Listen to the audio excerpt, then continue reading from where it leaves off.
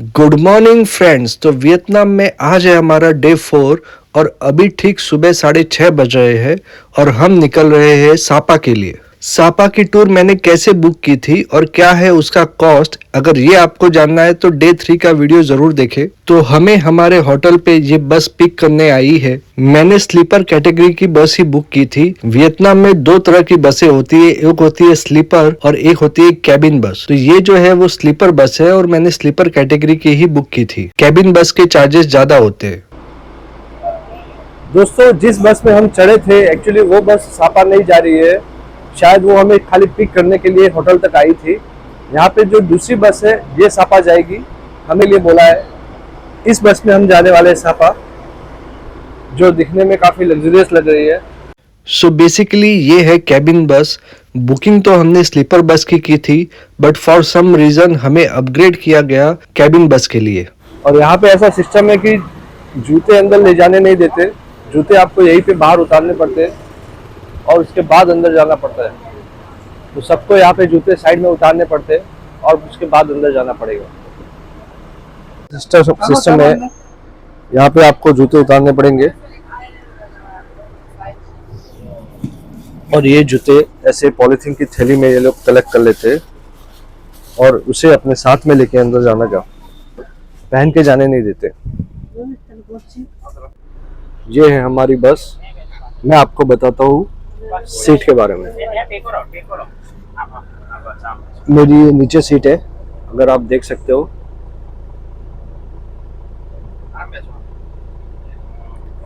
यहाँ पे विंडो है, यहाँ पे टीवी है। विंडो में यहाँ पे स्लाइडिंग है, अगर आपको कांच बंद करना है तो कर सकते हो, बाहर का व्यू देखना है तो खोल सकते हो। सिमिलरली यहाँ पे भी स्लाइडिंग है। यहाँ पे कुछ चार्जिंग पॉइंट दिया हुआ है और ये बटन्स दिए हुए हैं। अगर आपको सीट आगे करनी है तो आप इस तरह से आगे कर सकते हो, अगर आपको सीट पीछे करनी है तो आप इस तरह से इसको पीछे कर सकते हो। सिमिलरली अगर ये वाली सीट जहाँ आप बैठे हो, अगर आपको ऊपर करनी है तो इसको ऐसे करोगे तो ये ऊपर हो जाएगी और इसको नीचे करनी है तो वापस।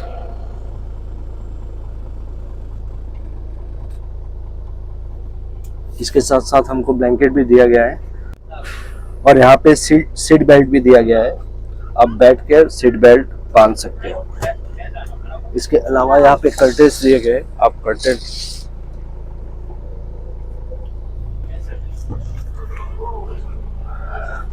बैठ कर दिखाता हूँ आपको कैसा लगता है। बैठने में वैसे तो कंफर्टेबल है, लेकिन हाइट प्रॉपर नहीं पहुँच पाती तो थोड़ा एडजस्ट करना पड़ सकता है। इसके अलावा यहाँ पे कर्टेल्स दिए गए, आप कर्टेल बंद करके आपको फुल प्राइवेसी मिल सकती है। ऊपर लाइटिंग कुछ इस तरह की है, तो काफ़ी अच्छा है, मुझे तो बहुत अच्छा लगा। साथ ही साथ यहाँ पे बस में जो वाईफाई है उसका यूजर आईडी पासवर्ड दिया गया है, आप कनेक्ट करके वाईफाई यूज कर सकते हैं। दोस्तों, सापा जाते जाते हमने आधे घंटे का हॉल्ट लिया है। हॉल्ट में जब भी आप नीचे उतरना चाहो, वो जो जूते हमने थैली में बांधे थे वो अपने साथ लेकर ना उतरे। आपको यहाँ से अलग से ये जूते प्रोवाइड किए जाएंगे। आपको यहाँ पे ऐसे जूते, यहाँ पे ऑलरेडी कॉमन जूते हैं जो आपको प्रोवाइड किए जाएंगे उतरने के लिए। आप वो थैली वाले जूते अपने जूते अंदर ही रखें।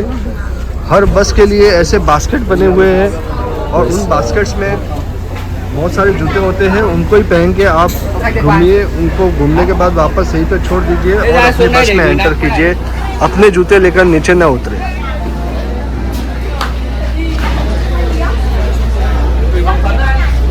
सो जहाँ हमने हॉल्ट लिया है वहाँ पे वॉशरूम यूज करने का 3000 वियतनामी डोंग है। 3000 वियतनामी डोंग मतलब 10 rupees.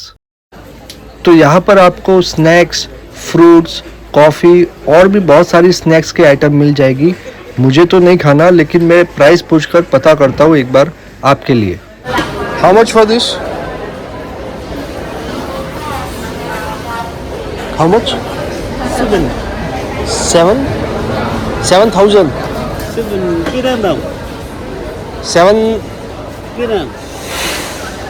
And how much for this coffee with milk? Đồng giá cũng 7. 7 समझ में नहीं आ रहा है 7,000 है कि उसने 7 बोला, लेकिन 7 का मतलब है 70,000 जो इंडियन रुपीज़ में होते हैं करीब 240 रुपये।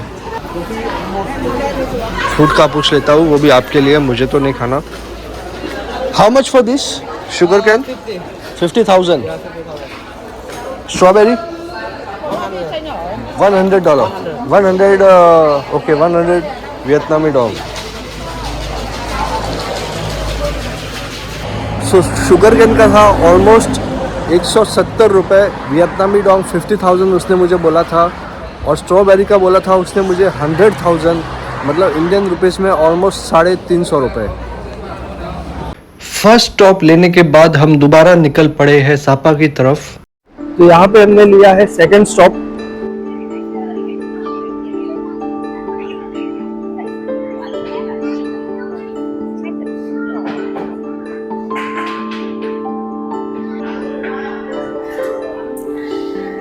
यहाँ पे अगर कॉफ़ी की प्राइस देखोगे तो मिल्क कॉफ़ी 45K, जबकि पहले जहाँ हमने किया था वहाँ पे 70K था।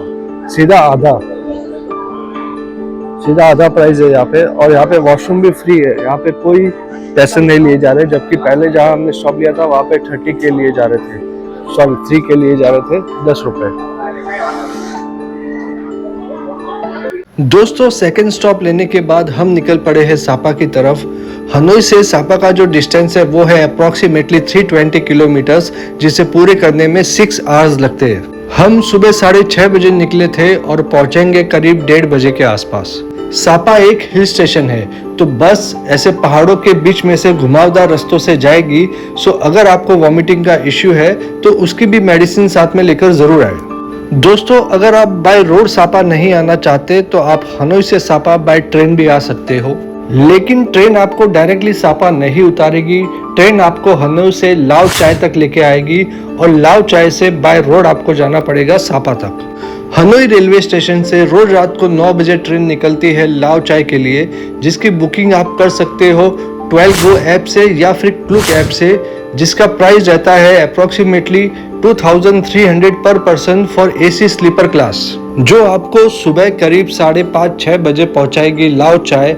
और वहां से सापा का डिस्टेंस है 30 किलोमीटर अप्रोक्सीमेटली, वो आपको बाय रोड तय करना पड़ेगा। लाओ चाय स्टेशन के बाहर से ही बहुत सारे शेयरिंग बेसिस और प्राइवेट बेसिस पे आपको व्हीकल मिल जाएंगे।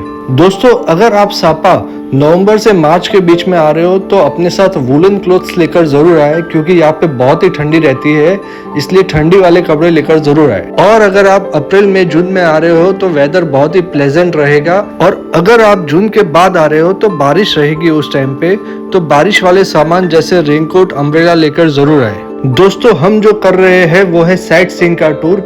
इसके अलावा सापा में ट्रैकिंग टूर भी होता है, जिसमें आपको पहाड़ों पे ट्रैकिंग कर वो जो राइस फील्ड होते हैं उन खेतों में ले जाया जाता है, और वो जो जिनके खेत होते हैं उन्हीं के घर पे भी रुकवाया जाता है, नाइट स्टे वहीं पे किया जाता है, उनके ही घर खाते हैं और उनके कल्चर को एक्सप्लोर करते हैं। तो ये बहुत ही एडवेंचरस एक्टिविटी है, आपको जरूर करनी चाहिए, लेकिन ये मैं तभी रेकमेंड करता हूँ जब आप अकेले आ रहे हो या आप सब यंग लोग आ रहे हो। अगर आप फैमिली के साथ आ रहे हो या किसी बड़े बुजुर्ग के साथ आ रहे हो तो ये बिल्कुल भी रेकमेंड नहीं करता, क्योंकि इसमें बहुत चलना पड़ता है। इसीलिए मैं भी ट्रैकिंग टूर नहीं कर रहा, मैं भी सिर्फ साइट सीइंग टूर कर रहा हूँ। दोस्तों 1-1:30 बजे पहुंचने के बाद 3 बजे हम निकलने वाले हैं कैट विलेज के लिए। इसीलिए इसी 1.5-2 घंटे में फ्रेश भी होना है और लंच भी करना है। लंच की बात आई है तो मैं बता दूं कि जिस तरह हनोई में वेजिटेरियन इंडियन रेस्टोरेंट अवेलेबल थी, उस तरह सापा में वेजिटेरियन इंडियन रेस्टोरेंट अवेलेबल नहीं है। जी हाँ, इंडियन रेस्टोरेंट अवेलेबल है लेकिन वेजिटेरियन नहीं है। सापा में जो इंडियन रेस्टोरेंट है उनका नाम है गणेश सापा Indian restaurant, India Gate restaurant और बॉलीवुड स्पाइस। ये तीनों रेस्टोरेंट सापा के मेन मार्केट में ही है।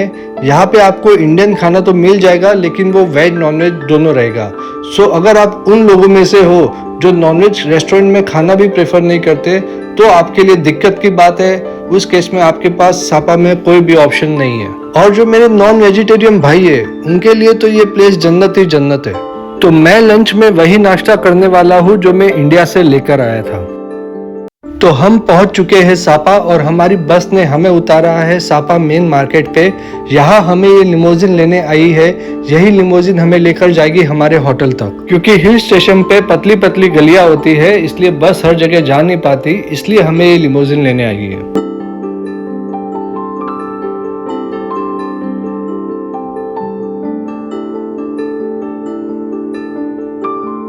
सो ये है हमारी होटल शेरटन सापा होटल।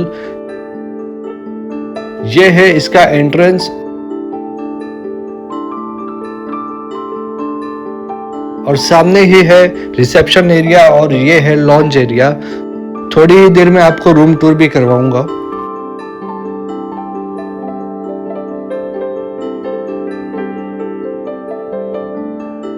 सो ये है हमारा रूम। एंटर करते ही यहाँ पे 2 चेयर है और ये सामने मिरर है।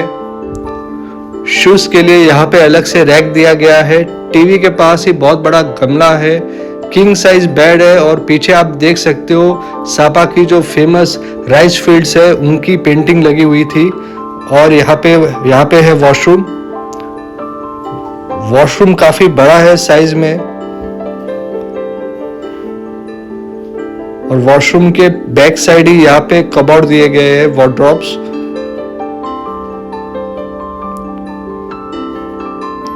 काफी स्पेशियस रूम है, बहुत ही बड़ा रूम है और काफी स्पेशियस है। बेड भी काफी बड़ा है। अभी ठीक 3 बजे हम निकल रहे हैं कैटकैट विलेज के लिए। हमें ये लिमोजिन लेने आई है और हमारी होटल से कैटकैट विलेज 2 किलोमीटर के डिस्टेंस पे है, जिसे पूरे करने में 10 मिनट लगेंगे। अगर आप मेरे होटल से कैटकैट विलेज ग्रैब ऐप से कैब बुक कर जाना चाहते हो तो उसका एस्टिमेटेड कॉस्ट कितना आएगा मैं आपको बता देता हूँ।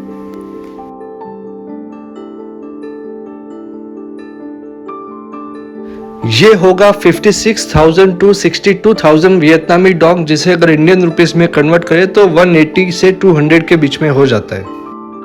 कैटकैट विलेज के बाहर ही आपको बहुत सारी ऐसी दुकानें मिल जाएगी जिसमें वियतनामी ट्रेडिशनल ड्रेस मिलती है। ये रेंट पे प्रोवाइड किए जाते हैं। अलग अलग ड्रेस के लिए अलग अलग रेंट है, लेकिन एवरेज रेंट अगर मैं बोलूँ तो 2,000 रुपये इस ड्रेस का रेंट है।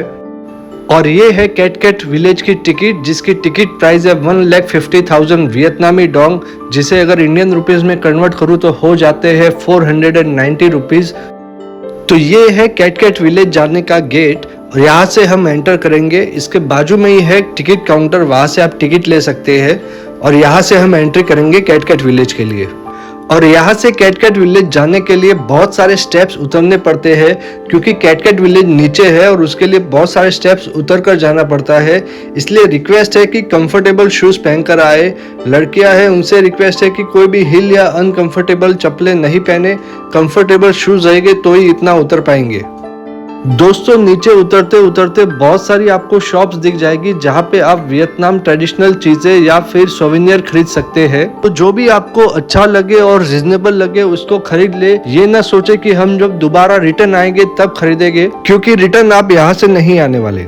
दोस्तों रास्ते में उतरते उतरते मुझे एक स्ट्रक्चर दिखा। बेसिकली एक फोटो पॉइंट है जहाँ पे जाके बहुत ही अच्छे व्यू में आप फोटो खिंचवा सकते हो, जिसकी अलग से टिकट प्राइस है 10,000 वियतनामी डोंग। तो मैं जाकर बताता हूँ आपको।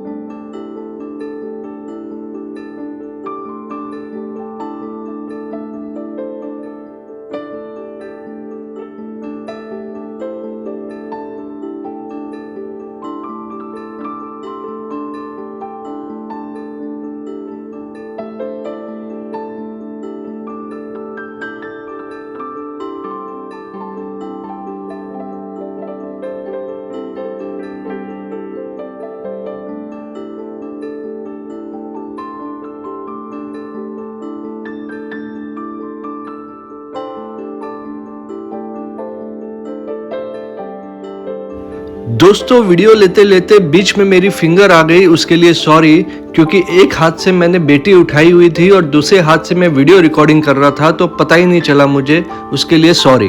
पर अगर व्यूज की बात करें तो बहुत ही अच्छा व्यू है और बहुत ही अच्छे फोटो पॉइंट्स है। आपको यहाँ डेफिनेटली आके फोटो क्लिक करने चाहिए। ये टोटल 3 स्टोरी स्ट्रक्चर है। ये है सबसे टॉप फ्लोर और यहाँ से देखिए कितना गजब व्यू आ रहा है।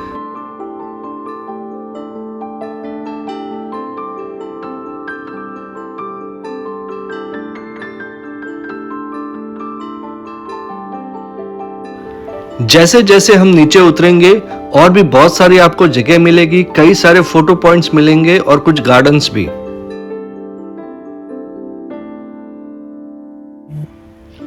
नीचे उतरते उतरते हमें एक और जगह मिली फोटो क्लिक करने के लिए।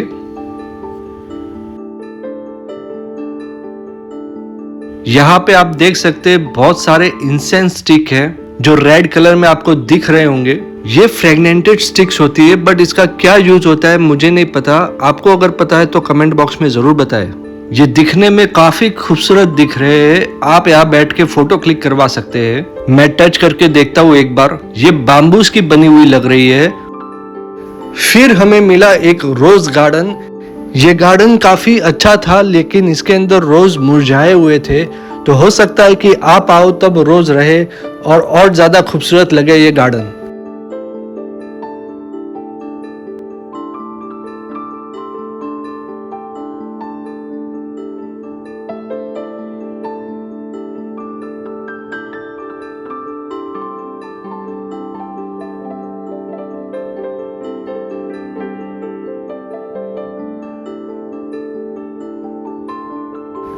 चलते चलते 45 मिनट से ज्यादा हो चुका है, लेकिन अब तक कैट विलेज नहीं आया। ऑलमोस्ट 1 घंटा चलने के बाद अब जाकर कैट विलेज के दर्शन हुए।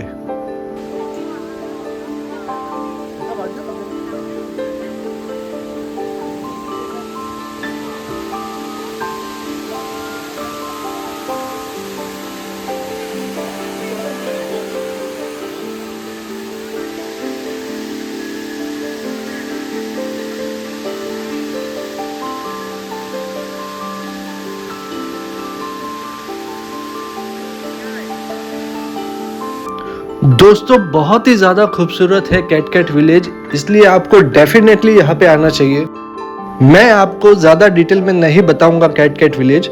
मैं छोटे छोटे वीडियो ही डालूंगा ताकि एक आपको ओवरव्यू मिल सके, क्योंकि अगर मैं डिटेल में बता दूंगा और जब आप यहाँ पे आओगे तो शायद आपको उतना मजा ना आए या वो एक्साइटमेंट नहीं रहेगी। इसलिए मैं ज्यादा डिटेल में नहीं बताऊंगा, बस शॉर्ट वीडियो आपको बताऊंगा।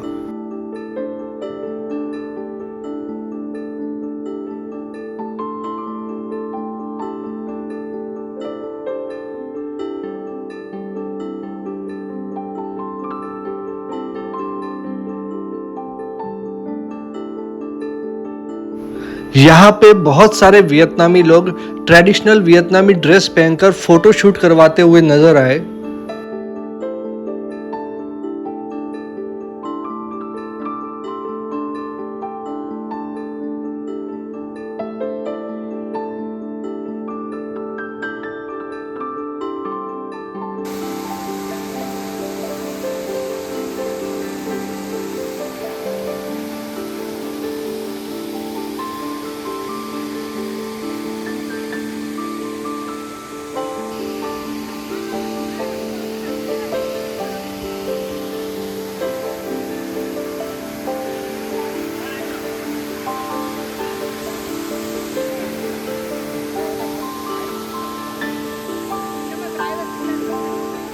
दोस्तों जो हम बहुत सारे स्टेप्स उतरकर कैट विलेज आए थे, तो वापस रिटर्न जाने के लिए उन स्टेप से नहीं जाएंगे।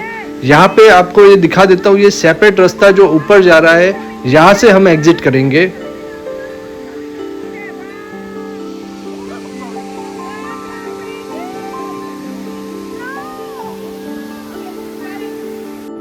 और ये है bird eye view of cat village. मेरे पास ड्रोन तो नहीं है, लेकिन मैं एक पहाड़ पे चढ़ा हूँ और वहां से आपको ये पूरा व्यू बता रहा हूँ, पूरा कैट विलेज। पूरा कैट विलेज घूमने के लिए आपको करीब 1 से 1.5 घंटा लग सकता है।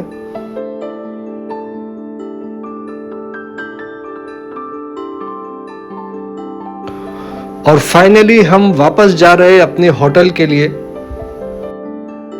दोस्तों थोड़ा सा रेस्ट कर और डिनर कर अब हम निकले हैं रात को ठीक 9 बजे मार्केट में राउंड मारने के लिए। आप देख सकते हो कि रात को कितना ब्यूटीफुल नज़ारा है, कितना अच्छा नज़ारा है, कितनी अच्छी लाइटिंग्स है। दरअसल हम जा रहे हैं सापा का जो सेंटर पॉइंट है, सापा स्टेशन, जहां से कल सुबह हम फैंसी पियन के लिए निकलेंगे, जो मेरे होटल से 1 किलोमीटर के डिस्टेंस पे ही है, जिसे पूरे करने में हार्डली 6 से 7 मिनट लगते हैं। ये है सापा स्टेशन और इसके ठीक सामने है एक ग्राउंड, और इस ग्राउंड में बहुत सारे छोटे बच्चे और कुछ यंग लड़के भी ये छोटी सी बाइक राइड कर रहे हैं, जिसका चार्ज है 50,000 वियतनामी डोंग, जिसे इंडियन रुपीस में कन्वर्ट करूँ तो अप्रोक्सीमेटली 160 रुपीज हो जाता है, और ये आपको 15 मिनट की राइड मिलती है। तो मेरी वाइफ और मेरी बेटी ने तो एंजॉय कर लिया, लेकिन मुझे अलाउ नहीं किया गया इसमें बैठने के लिए। दोस्तों मैं जा रहा हूँ सापा स्टेशन में ये जानने के लिए कि कल अगर मुझे जाना है ऊपर फैंसी पियन तक तो उसकी टिकट आज मिलेगी क्या मैं आज उसकी टिकट ले सकता हूँ क्या? तो जाकर पूछते हैं, लेट्स सी, इंक्वायरी करते हैं।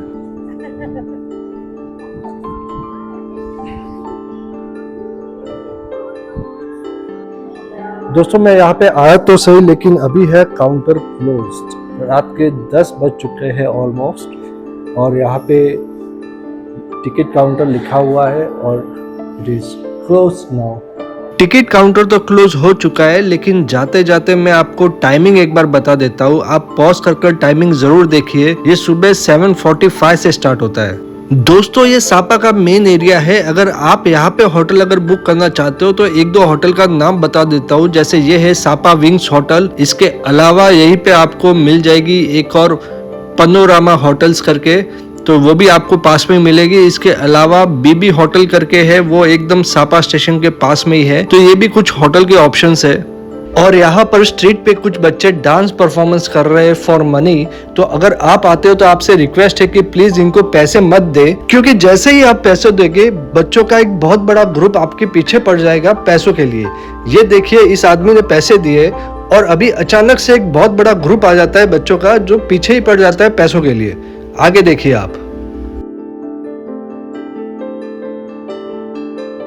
ये इस तरह पीछे पड़ जाते हैं कि अगर आप पैसे नहीं दोगे तो ये आपके साथ होटल तक आपके पीछे पीछे आ जाएंगे। इसीलिए मेरी यही एडवाइस है कि अगर आप सापा आते हो तो किसी भी बच्चे को पैसे न दे, अदरवाइज आपको ऐसी सिचुएशन फेस करनी पड़ सकती है।